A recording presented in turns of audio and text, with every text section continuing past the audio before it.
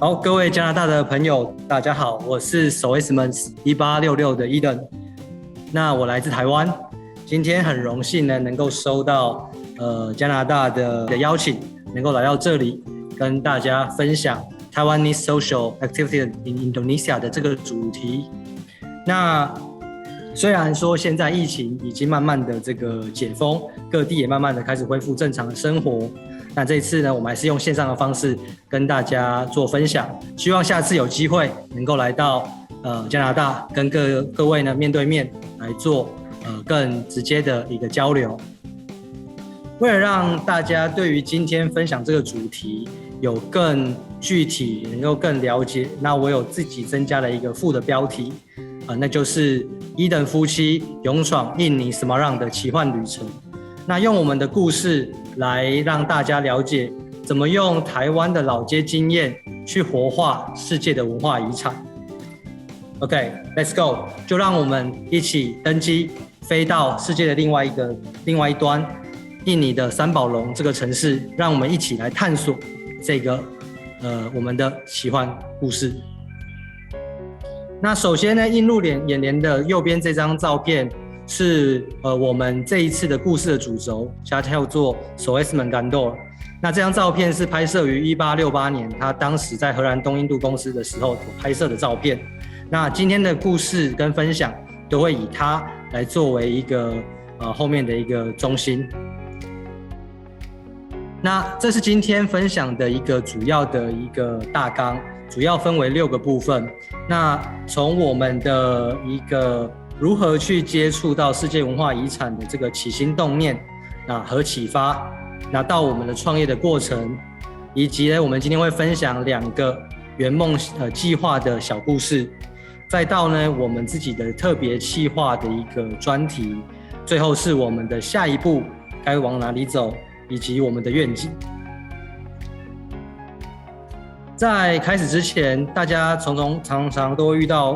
问我的第一个问题，就是说 Eden 啊，你怎么会有机会，是什么样的一个际遇让你能够开始修建这个世界文化遗产？那其实我常常都尴尬的笑了笑，说等你听完我的一个爱情故事，你可能就会对于你这个问题就会得到解答。那这是一个我和另外一位共同创办人，他叫 Jade， 那他是非常的他是一个温柔的人，那他也有着非常大的爱心。在求学的阶段的时候，他就曾经去到非洲，然后去当志工，那为期一段不算短的时间。那当时他在日本，我在印尼。有一次他来印尼看我的时候呢，我们就在约会的过程中，刚好经过了这一栋上面投影片上可看到的这一间建筑。那当时这栋老旧的破旧建筑呢，我们还不知道它是一个文化遗产的一部分，我们只觉得这个地方有点迷人，好像蛮不错的，蛮特别的地方。那当时他就深情的对我说，如果我们有机会把这个地方拿下来，重新整顿一下，看能不能当成我们的一个梦想基地，然后呢能够去结合更多的力量，然后解决印尼的这个当地的社会问题，去帮助更多的人，不知道可不可以？他就这样跟我讲。那隔天呢，后来他回去了，我就想吧，那就开始找人去询问，去负责开始筹备。那很幸运的是，我们在半年内我们就得到一个不错的结果。半年后呢，我们就顺利的租下了这个地方，然后开始进行我们的这个古迹的修复工作开始。所以我常常会开玩笑的说，对于修建世界文化遗产这个事情，对我来说其实是一个无心插柳的一个插曲，一个故事对我来讲，但也是我对 Jade 他一个浪漫的一个告白跟约定。那同时也是我们对于追求幸福人生或者自我实现的一个方式吧，应该常这样讲。所以这算是我们的一个一开始的缘由。接下来就是在我们要开始创业之前，其实我们也受到了一个印尼她的著名的女英雄叫做卡蒂尼的一个影响。她的故事非常的激励着我们，让我们更勇敢的决定要去创业，去做这件事情。那卡蒂尼她是荷兰殖民时期的时候，的一个教育改革提倡者。那她也是印尼最早的女权先锋。虽然说她的寿命非常的短，她享年只有25岁，可是呢，她在教育和两性婚姻的这个平权的这个贡献上是非常卓越的。所以印尼政府呢，他们为了纪念她，也特别将4月21号这天她的生日定为印尼的母亲节，也叫做 Kartini Day。那这天就作为国历纪念日来做纪念她，然后来感谢她。所以也因为她的故事，让我们就是更加的肯定，我们想要走这条去修复古迹、去帮助更多人的这件事情。这件事就让这件事情就这样持续了下去，一直到现在。那谈到我们的创业过程，其实我们在创业前，在创业就是创立这个SOESMEN 1866之前，其实我们有做了一些准备。那因为那时候刚好在那之前，其实我因为一些当地朋友的介绍，我就加入了这个世界文化遗产的旧城筹备委员会担任委员。那我提供了几个台湾的老街的经验，包含从台北的大稻埕，那中部的鹿港的老街，以及台南安平的一些老街经验，修复跟更新的商圈的一些重建的一些经验，一些 case study， 那帮助了这个市政团队进行了他们的都市的规划，以及他们旧城商圈的一些重新的复苏。那同时我也协助这个团队呢去做到翻译这个殖民历史的研究机的一个资料，以及史证的就是就史实的一些考证的一些研究。那也因为这个第一步，让我能够第一次的接触到这个旧城区相关的古迹以及修缮工作的这个进行。那同时间，Jade他刚好也来到印尼的时候，他就协助我们这个旧城的活动。旧城区有一个很大的年度活动，叫旧城博览会。那当时有一个微商市集的活动，Jade他临危受命，受到主办单位的委托，那他就想说，那就以社会企业的这种的方式，那他召集了当地的多达大概30多位的微型企业家来参加。那结果出乎意料的好，而且受到了政府的官员跟当地的这个市的这些居民们的喜爱。那所以我们也从中呢找到了市场的机会，也发现了我们可以着力的一些利基点，那更也见证了一个我们所谓的微小的成功的案例。那在那之后，所以2017年我们确定呢，就以SOESMEN感豆这个地方，就刚才前面所提到的那一栋古迹建筑物，我们为修复的那栋建筑物作为我们的梦想基地，然后建立了SOESMEN 1866。然后我们以企业的手段跟商业创新的方式去解决我们周边所能够面对的一些社会问题，然后来帮助更多的人。那在创业之后呢，一直到现在，那这段时间 Jade 她刚好因为怀孕啊等等，就把重心将会放在我们的家庭部分。那她始终支持着我继续做这件事情，继续做修复古迹以及活化这个空间的一个任务。那也非常特别的是，也非常的幸运，我们的建筑物SOESMEN感豆经过了3年左右的一个修复之后呢，它受到了媒体跟当地的观光局列为了这个旧城区必访的一个建筑之一，非常重要的，这是非常大的一个肯定跟荣耀，有许多媒体进行采访过。那在当中我们也筹办过了许多三宝龙的第一次跟很多的活动之最，包含了我们筹备了第一次的一个区域性的国际书展，以及也办了一个最大的艺术系的一个学生成果艺术展，也办了一个跨界的一个摄影比赛。那当然也有婚礼啊，印尼的平民爪哇婚礼啊，还有一些慈善音乐会，以及一些小吃跟一些旧城文化等等的展览，我们都有一些初步的一些承办的一些经验。那在这个过程中，因为这个工作对我来说不是我的主业，但它是我认为就是我后来自己的斜杠出来做的一个工作。那我会认为，身为 Y 世代的我们，当我斜杠创业或者是斜杠工作的时候，我们的工作的目的不再只是为了财务的需求而已，我们是为了平衡我们的生活跟工作，个人生活跟工作，那找到更多的意义。那所以也因为这个原因，我非常享受斜杠工作所带来的挑战，也非常热爱创业所带来的一个跳跃式的经济成长。它帮助我能够接触到我原来工作领域以外的这些专业人士，以及或者是像这些艺术家，或者这些建筑师，或者这些所有的活动的策展厂商等等。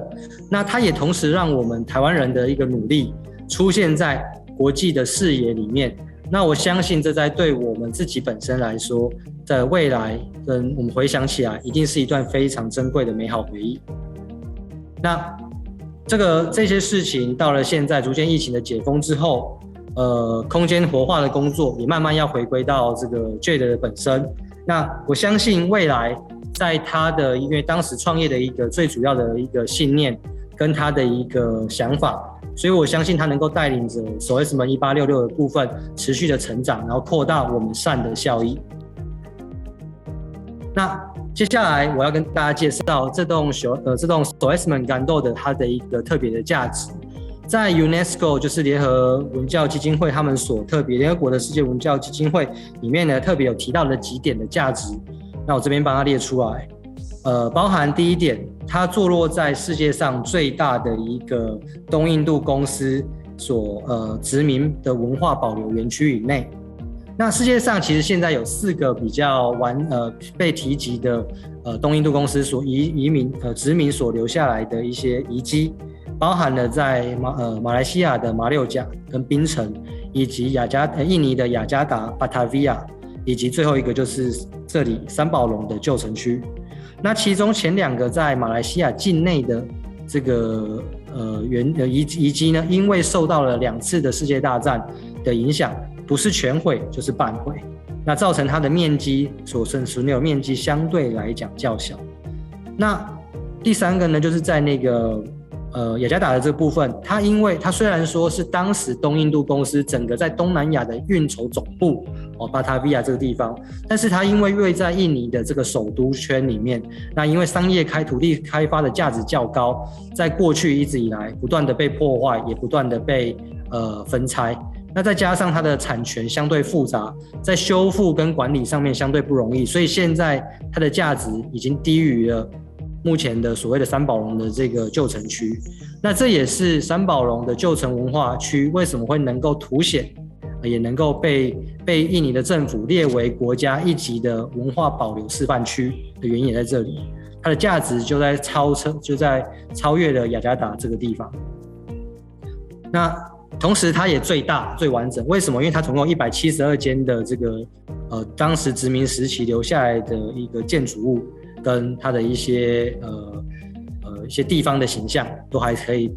很完整的保留着。第2点就是说SOESMAN感豆它建于1866年，它是一栋超过150年以上的古迹空间。过去它是作为荷兰人他们作为国际贸易的中心，营业的范围、营业内容其实包含的非常广泛，其中有几点比较特别，包含了它是荷兰的皇室专用的马匹的一个中介转运点，他们从澳洲将马匹运到了这个要运回荷兰之前，他们会在三宝龙这地方做一个转运，所以曾经这边有成为作为一个马匹的转运点。第2个就是说，他们也营运的范围也包含了咖啡、香料、橡胶以及其他的舶来品等等。那这些东西都是他们在日常生活中所必须的。那另外呢，它也是除了荷兰人他们所遗留的保留的文化以外，这个栋建筑物也是当时东南亚首富号称唐王的黄仲涵先生他的发迹的这个建筑。那在当地其实有蛮多的文献记载他的一个丰功伟业。那这栋建筑物就曾经是他的一个主要的贸易的商号。所以这个SOESMAN感豆它的历史价值不仅仅只在荷兰的这个文化里面，也包含了在华人的跟印尼人的这个富商的文化里面也显现出来。那除了历史文化的价值以外，这栋建筑物它还有一个比较特别的地方是它的建筑价值。当时它建造的年份刚好是处在传统的土造工法，就是台湾所谓的这种土埆厝，就是为所谓的土灰石，然后砖块粘合而成，它把它粘合而成。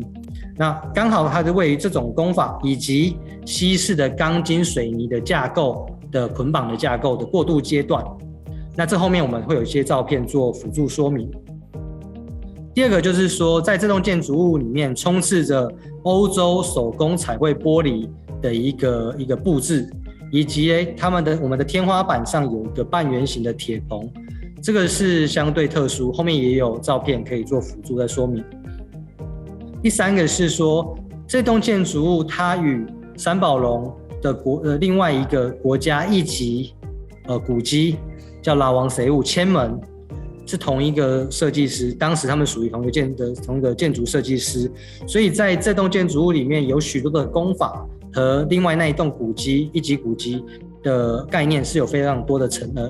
相吻合的部分，所以都能够做到对比跟应用，都可以对比较。所以这也是这栋建筑物它特别有趣也比较特殊的一些价值所在。那这一页呢，就是给大家看一看当时我们刚接手的时候的这个照片。那从左边到右边，大家可以看到说这栋建筑物它的2楼，当时我们接手的时候是已经没有2楼的屋顶那它是非常的破旧。那它的空间呢都被了树藤去给围绕。那所以当时我们要接手的时候，必须先把所有的这个藤蔓先去除掉，因为它有将近15年的12到15年之间没有人去管理跟应用。那它的1楼空间也被当时旧城的旧人区域群聚了一群斗鸡的爱好者。那这边是一个养鸡的场。那后半段呢是列为是一个旧资源回收厂的部分，所以说它的概念是非常的破旧跟非常的陈旧。那对于当地人来说，旧城区的这一栋建筑物对他们来说就是一个黑暗、肮脏、流浪汉、罪犯的一个聚集地。所以基本上在我们接手之前，其实也是几乎没有太多人去触碰。那可能也因为我们是外国人，可能因为我也不了解这些，所以说我是后来进行了整顿之后，也才发现这些事情。不过好在我们接手之后的大概1年后，政府将这个地方列为这个一级保护园区之后，它进行了大刀阔斧的重新重置、重整，包含所有的地砖，还有所有的这个电缆、电线的重新规划。那所以说也让这个地方重新的焕然一新，现在走向越来越好的阶段。那在下一页就是我刚才前面有提到的，从最左边的这个图就是2张图，就是钢骨与灰土混合的结构。这边可以看到就是说它当时的这个4个可以看到白色的柱子，白色这个铁柱呢就是所谓的钢筋水泥，它当时是绑钢筋跟水泥的去做的一种架构。那红色的砖瓦，红色的有那个瓦片，在灰白的地区这边的部分是所谓的就是砖块红砖跟我们所谓的米浆，它去揉合之后混合了一些灰石等等，把它砌成它的土墙，就是我们刚才前面提到的头钢土的这种概念。中间这张图就是我们建筑物空间里面的固有的圆拱形的半圆拱形的这个天花板，它就是从荷兰带回到印尼的部分。那为什么会这样子呢？因为早期他们从亚洲、从东南亚掠夺了很多的资源，茶叶啊、鹿皮啊等等糖啊，回到了荷兰回到欧洲之后，他们从荷兰出发到东南亚来，他们是必须要有压船石的东西。那这些铁片就刚好是成为最好的压船石的作用，可以使这些船呢能够抵挡季风、抵挡这种大浪的吹袭。那所以这也是来到印尼之后特别，这当时从荷兰来到了手工制作完，然后送到了印尼来之后，再手工去切割这个部分。那最右边的部分是我们的所提到的手绘的玻璃。那手绘玻璃大家会说，那它到底跟现在的手绘玻璃也到处都有啊，那有什么差异？过去的手绘彩绘玻璃它是用手工去粘合，所以它的工整性没有那么好所以它的呈现，它的粘合之后是呈现有一些弧形的不规则的弧形。那如果现在机器所压出来的这种手工彩绘玻璃，它呢是基本上是几乎是平整的，非常工整的，是非常的工整。那也因为它的不平整性，导致它在阳光的折射下，反而会显现的特别的耀眼，非常特别的光彩，这也是非常的特别的一个特殊现象。好，那在接下来的部分就是我们要分享2个我们的圆梦故事。就是第一个就是阿令的5块美金的约定。在右边这位女士，她叫做阿令，她来自于印尼中爪哇的偏乡。她曾经来台湾工作将近12年的时间。她现在的年纪超过50岁。她有3个小孩，1男2女。2016年的时候，她从台湾因为年龄限制的关系，她就回到了印尼。那她一回到印尼之后，就接连经历了一连串的打击，包含她的老公跟她离婚，她失去了工作。那她的户头呢，也因为每天的这个消费呢，就导致她的银行几乎见了底。那她也试着尝试去振作，去努力的去找工作。她找了9家的公司，但是都因为种种的原因或者是年纪过大，我就拒绝了她。那她跟我说，她曾经就坐在路边，怀疑的问自己说，是不是真的是年纪到了这个地步，就没有办法再就是被大家所提供大家价值那她非常的灰心。刚好在那之后，我透过一位台湾的朋友介绍了她给我认识。那因为他所在的地方离我所在的三宝龙城市坐车大约需要10到12个小时左右，那他必须要骑着摩托车再换公车，公车再换铁路坐火车来到我的城市。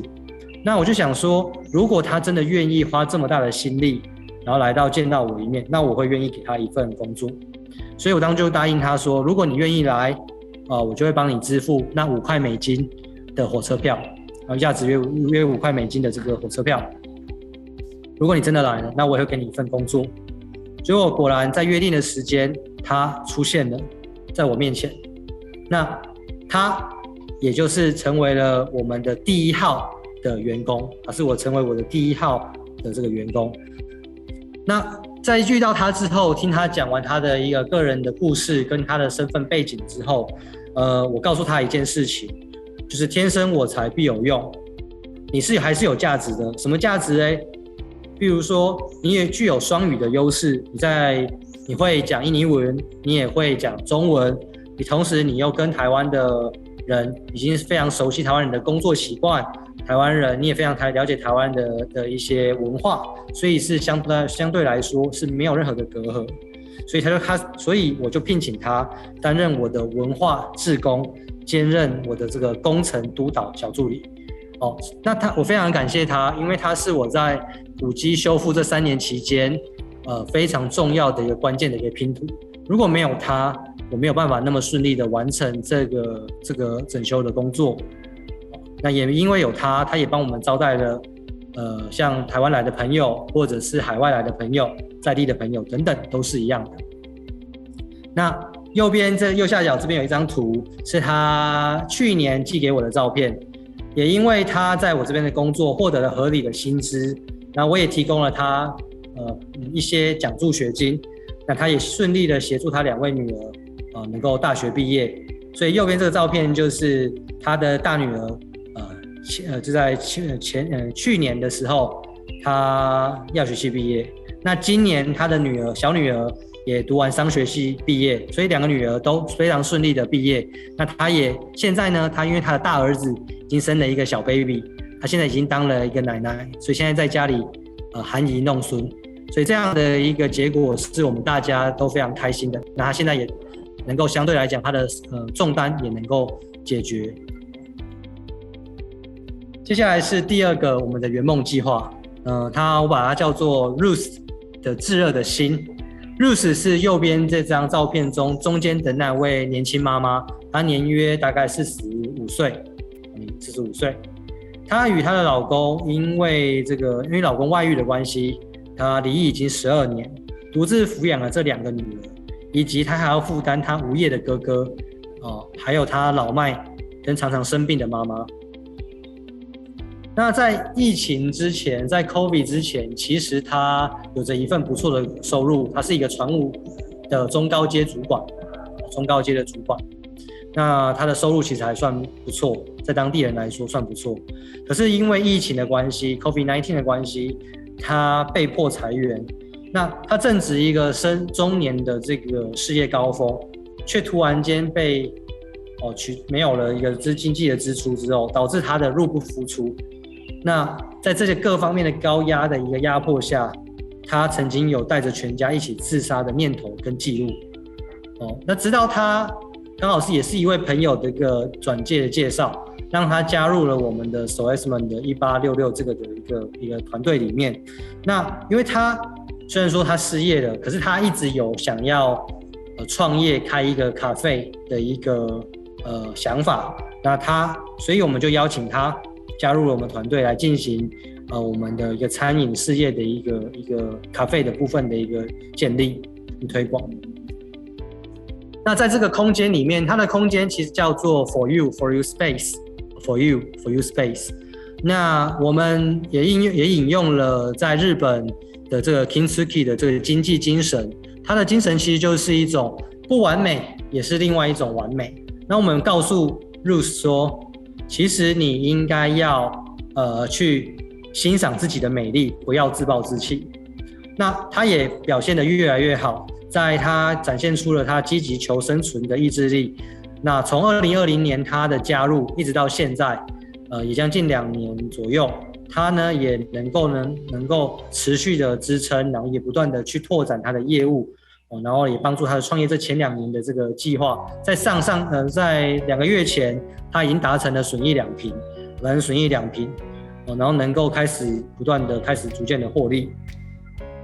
那他也因为他的加入，我们让他能够，因为他有一些不错的一些经验跟强项，我们让他发挥他的公关的强项跟他的一些所长。他帮助我们推广了台湾的一些街食文化，以及我们所带进来的一些文化展演的活动。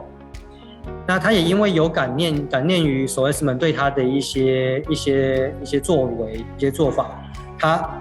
自己也体会到施比受有福的精神，所以他主动投入了许多的一些慈善活动，包含他从去年就加入了公益慈善大使，然后呢也去协助筹备了国际的这个儿童癌症的这个慈善音乐会，去帮忙募资跟筹备一些经费。那所以这些都是他所带来的贡献。那他也把这个 For You 的 Space 这个咖啡呢，发展成为一个平常是一个现场有音乐表演的一个 live band 的一个表演的一个咖啡空间。那也同时呢，在特定的时间内呢，有一些固定的一些文化展演的一些预约的地方一些空间。那在最右边这个图呢，就是它的咖啡的一角，我们拍摄的一个角落。那上面有个亮点就是上面有一个台湾 Can Help 的一个 logo 跟一个 slogan。这是在2019年的时候，我们后来就是跟当地的政府请台湾的这边的政府跟当地的政府合作，当时的送口罩的、送防护衣的一些活动的后续发展，我们也在这个空间持续的发酵跟进行中。那接下来到就是我们的特别企划的专题，关于文创和修复古迹，我们有自己想要走的路，也有自己的想法，包含就是从台湾的经验出发，我们可以发现印尼跟台湾有很多类似雷同的地方。印尼也是一个充满历史跟文化的一个国家，它在每个城市里面，它也有不少的闲置空间，跟台湾是很类似的。那我们认为古迹活化的一个目的，不应该只是赚钱，不单只是盈利，而更应该在赚钱的这个之外，有其他的文化、历史跟教育的一个意涵。所以对于荒废老屋修复，我会认为说，就是对于荒废老屋跟古迹来修复这件事情来说，我觉得它是一件非常难得的经验，也是一件非常难做到的。为什么？因为它光是要对比于重新一个土地，重新盖一个新的建筑，一栋新的大楼，在于老屋它的修复必须要除了要符合为现代人所使用的一些机能以外，我们要补强建物的结构，更要呢去保留老屋的原来的外貌，还有呢就是它背后的一些文化的故事跟底蕴。我觉得这是相对困难跟不容易的事情。然后我们一直坚持的说，我们修复的不只是它的外观，而是更应该去尝试怎么去产生在地的连结，所产生出来的一些新生。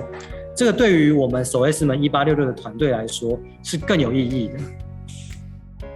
而且我们非常的坚定的认为，唯有保存好这栋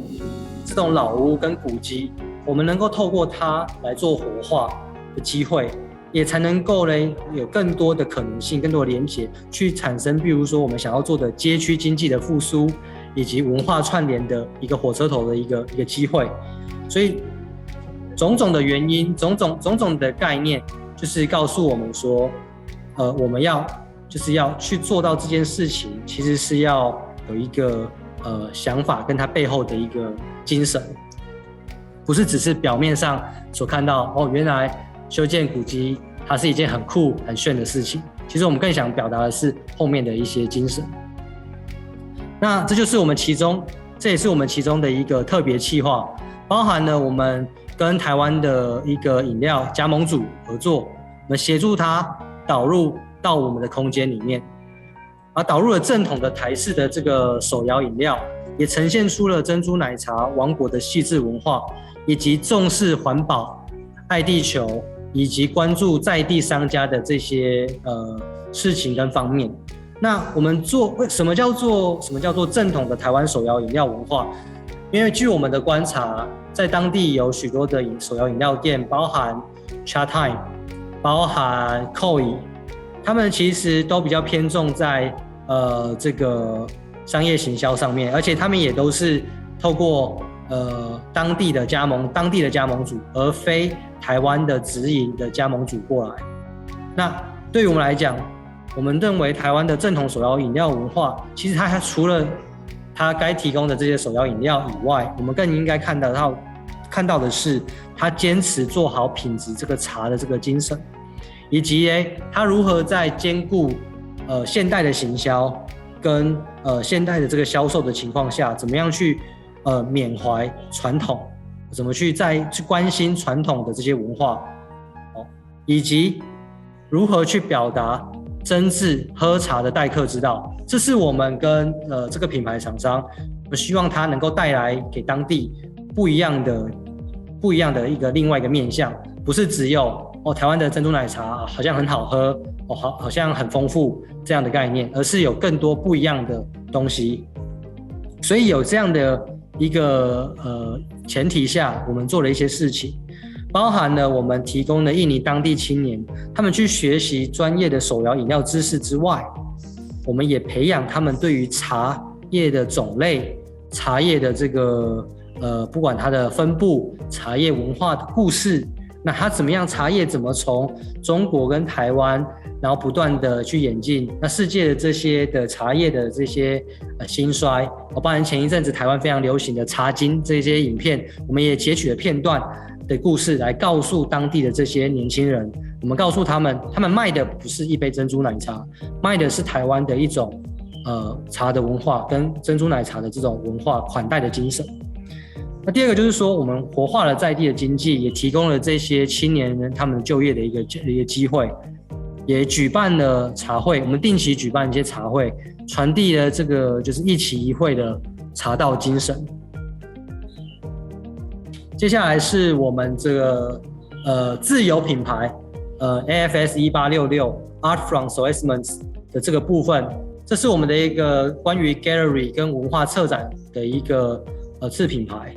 在这个里面，我们也曾经邀请过台湾的客家金曲双人组 iColor 参与我们的演出，同时我们把这个演出呢扩大成一个客家文化季，我们邀请了当地的客家工会的主席以及客家工会的一些团员们，当地的留台同学会们，以及台商的这个理事长跟副理事长，以及一些相对的台商的一些干部们，来到了这个我们的空间，一起听客家音乐，吃品尝客家的这些茶点等等。那也包含了各类的这个音乐表演的活动，我们一直持续的在不断的进行中。我们的使命是秉持着善念，提供这些微型的商家以及这些艺术家们一个销售的平台，跟展示他们的商品跟他们才能的空间，并且我们希望组织一个1+1大于2的一个国际团队，分享在地的经验，以及能够担任连接双边市场的一个桥梁。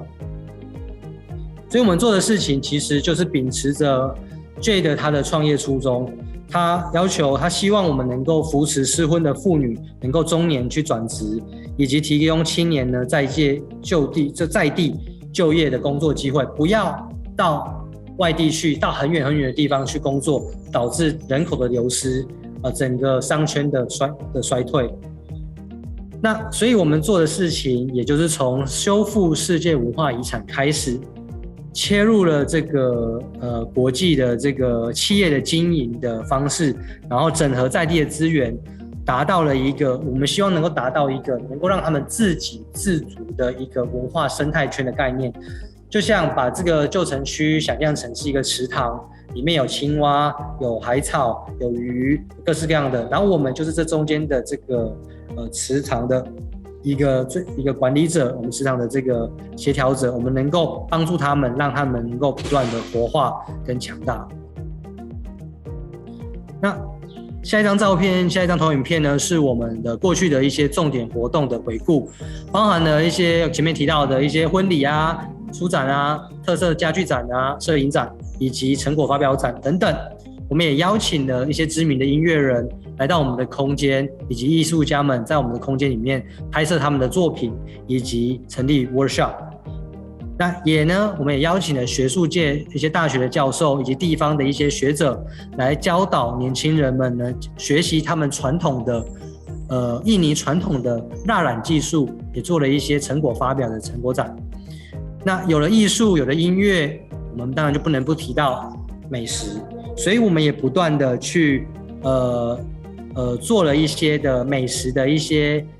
合作，也引进了台湾的美食、亚洲的美食，然后来做这些交流，让这些活动增添更多更好的色彩。最后有一张，就是中间这一张是我们一直在做的事情。我们不只在帮台湾，让台湾被大家看见，我们也希望世界能够看见印尼三宝龙这个城市的它的价值。所以我们在前一阵子前年的时候，我们带了台湾的媒体来拜访就是这个副市长和观光局的局长，那他也很热情的招待我们，去导览了我们这整个旧城发展的计划，也接受了采访。那这是我们想要做到的事情，双边的交流，有了双边的交流跟双边的信任，我相信我们会做得更好。最后来到我们的一个下一步，其实我们常常会想到一个问题，就是如何我们其实也曾经茫然过，也遭受过一些不少的挫折。那其实我们心里也很清楚，我们想要做的事情，其实相对来讲，其实我们想做的事情很多，但是很明确。如同总监 Charlie 他的新书《台湾世界的答案》，这中间有提到的一段话，我觉得蛮有感觉的，就是我们希望在台湾之光之外，用加法去创造更多的连结，提供呢就是创造这种连结呢，那要怎么去连结？我们想要做的就是不只是连结在当地的这些文化或者商业的社群，然后参与更多的商圈复兴的一些事物，以及整合了在地的这些资源，然后提供一些许多的一些新创事业，他们当一些教练，帮助他们能够成长跟茁壮。那一方面在创造台湾的文化价值之外，也能够推广深度的交流。我们非常强调深度的交流，不是只是昙花一现的，就是流行或者是风潮。我们不想要只是做这样的事情。所以像这些照片，这些活动的照片，正是我们一步一脚印，与各个当地的这个文化社团合作一路走过来的一个见证。那我们还在持续的努力中，我们也希望能够不断的去往前进，不断的茁壮。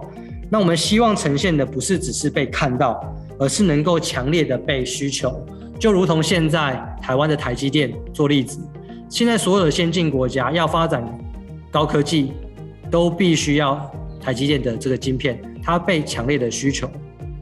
我们也希望有天我们能够被这个当地的社团，被当地的文化社团，被当地的政府能够强烈的需求着，所有的活动他都希望我们能够积极参与，而不是我们去希望他能够找我们，而是他能够需要我们这个地方提供他们所要的价值。那这是我们还不断的在努力的部分，也不断的跟其他的前辈们，跟其他的一些已经相对成熟的一些一些团体跟一些组织来学习的一个取经的一个部分。那一个团队它如何能够持续不断的前进，我相信必须一定要提到它的愿景。那我常常用一段话来鼓励我的团队跟我自己。那我今天也跟大家分享，当一个人需要光亮的时候，他是积极的；当一个人找到光亮的时候，他是无畏的；当一个人追逐光亮的时候，他是可敬的；当一个人给予别人光亮的时候，他是温暖的。所以我想要知道我们自己在通往未来的路途上，是否能够点燃那些微光，一直向着那个光亮的方向前进。虽然说这个路还有一点长，你只能看到那一点点的光点前进，但是你依然坚定的往前。那我也为我们的团队设立了小我跟大我的目标。小我的目标就是希望我们能够提供足够的薪资福利，让他们做一份受尊重的工作，用专业的技能养活他们自己。那大我的目标就是希望我们能够建立一个艺术、人文、生活体验的平台，让国际认识台湾，让SOS1866成为这个交流的触点，一开始的触点，然后让我们持续的成长跟继续的扩大它的效益。最后，这个在分享之后，如果有时间，希望大家如果想要更认识我们，可以上 YouTube 去搜寻消失国界对我们的专访。那它是在一个世界微光的一个专题，它呈现的是台湾的青年如何在印尼如何去维修荷兰人所留下来的一个世界文化古迹，那如何用自己的方式去主动改变世界，让台湾被世界看见，也被所需要着。那在这段分享我就先不再播放这个影片，那让大家事后再去有机会的话，大家再去点阅跟观赏。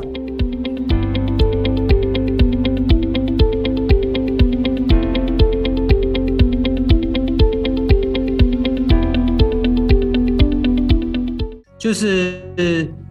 第一个部分就是说，当时我加入了，前面我提到我加入了这个委员会之后嘞，那当时为什么他们会找一个委员会？是因为他们有需要，这个委员会必须要有外国人担任这个他们的顾问。那刚好嘞，在朋友介绍下我就加入了，所以第一个需求是这样。那第二个在加入之后嘞，我先听到他们有哪些的需求我来解决他们的需求。举例来说，他们当时遇到一个最重要的一个最早期的时候最重要的一个问题是，到底这个地方应该要让公家单位来进行活化，还是要让私人机构来进行活化？他们当时有这个最最早的一个问题。那时候我就提供了几个我们台湾就举例来说大稻埕的一个经验，因为以台湾来讲，我们除非就是像一级的这种一级的古迹以外，很多的商圈地区的这个老街的这种修复，都是以私人机构的力量来进行。那私人机构进行的好处，就是相对来讲自由度高，然后它只要在符合政府能够修缮的一个条件下，那它能够创造比较多的这个多元性。那这个，所以我就列出了一些优点跟缺点，然后来说服这些其他的这个委员会的委员们。那他们也听了之后，的确真的是这样。那我也给他们看了很多的照片，台湾的这个一些照片，然后也配合了一些影片。我们跟他讲，每年1年1度的这种比如说一些固定的大型活动，都在这个像大稻埕的年货大街啊等等。那我就给他们参考这样的影片或者是这个照片，所以也就奠定了他们后面就更加的愿意支持每一年都有的这个旧城文化博览会。那当然，这个旧城文化博览会本来就存在，只是后来的当地政府的支持之后，他就把这个东西的这些当地的 facility 呢就整建得更好，更加的完善。所以这是第一步。那第二步呢，沟通上面，我们要做到的事情就是其实比较。我觉得还是要先从刚才前面提到的，先听他们的需求。我们不能一味的去丢出我们想要表现的东西，而是先听到他们想要的需求。举例来说，在2年多前，他们就是觉得说这个要找这些国外的媒体啊，国外的这个媒体来帮忙他们来报道这个旧城的这个事情，三宝这个旧城文化，因为他们已经修复完成，他们需要国际的媒体增加曝光。那该怎么办？他们其实也很苦恼。那我当时刚好有接受到这个3D 电视台的访问，那我就说那我就把这机会呢引荐给了这个副市长。那我说副市长，如果你愿意能够露面，然后来亲自接受采访，我相信对于这个整个城市会有更加的这个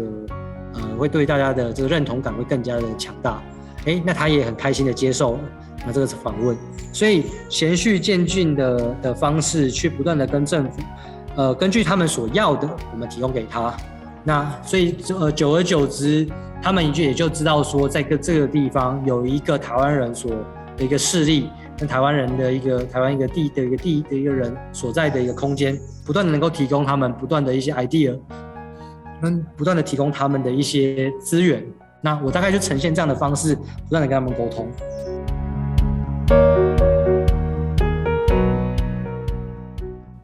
OK， 最大的挑战，我觉得这应该到现在还是没有解决。就是第一个，三宝龙它不是一个就是不是首都。那它虽然说它有很多独特的文化的特质，跟它历史的一些很丰富的文化资源跟观光资源，但是它对于很多的人来说，它不熟悉。那不过也就是慢慢的，我觉得可以慢慢的随着疫情的开放，越来越多的国际的媒体、国际的一些观光的一些资源不断的挹注，那我相信它会慢慢的走向好的方向。那第二个就是说，在修缮古迹方面，因为这个其实老实来说，真的是可遇不可求的机会。就像我前面提到的，这真的是一个无心插柳的导致的一个机会。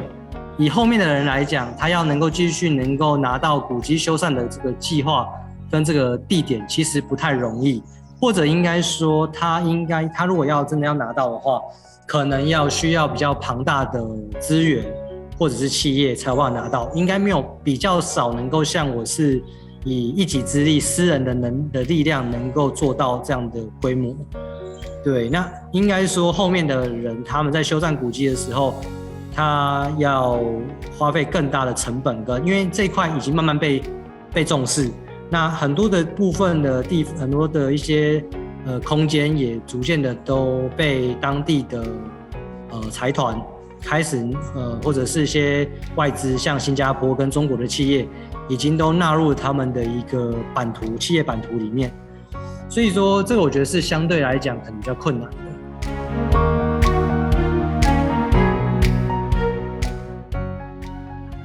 无可救药的疯子，应该无可救药浪漫的疯子，怎么可能？就像看了我那么多那些照片，当时我怎么会有勇气拿下？其实我也不知道我到底当时的勇气从哪来，可能就只是一味的浪漫，就想说好吧，反正就是为了要让当时还是我女朋友，可能后来就是成为我老婆的这个 Jade， 我想说让她有一个地方能够发挥她的一个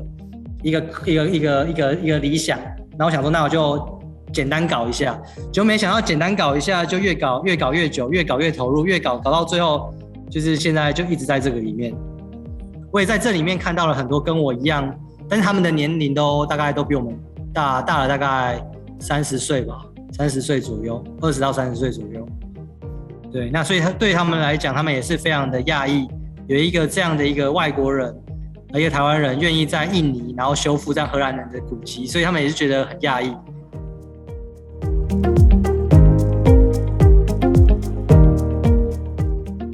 对，其实对，很好，感动的时刻，我是一个比较容易感性的人，我比较容易感动的人，就像前面讲，我是一个浪漫的疯子，对。但我觉得最感动的事情，应该就是我从那个废墟，然后到完成，就是我里面有一张照片，是我拍摄我们的正面，然后也旧城区已经基本上它整体的环境也大概整一期的工程已经完成，我看到那个油漆。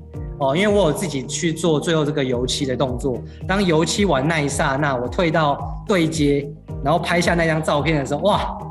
真的是非常的感动。我觉得那算是我觉得最感动的一个 moment。但后面有很多，因为办活动，每办一个活动，都更加深了我对这个建筑物的一个喜欢跟对它的感情，那有更多的感动。但是如果你问我最感动的第一次，应该就是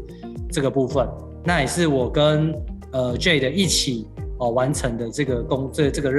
作包含因为我们要修缮的东西太多了，因为我们花了将近3年3年的时间，这是一段蛮长的时间，对，都没有任何的这个，就是都是琢磨在这3年期间都琢磨在研究。怎么研究它的一些架构啊，它的建筑啊，然后怎么整修等等的一些考古上面，对，所以我觉得那算是蛮感动的事情，因为花了真的蛮长的时间。对，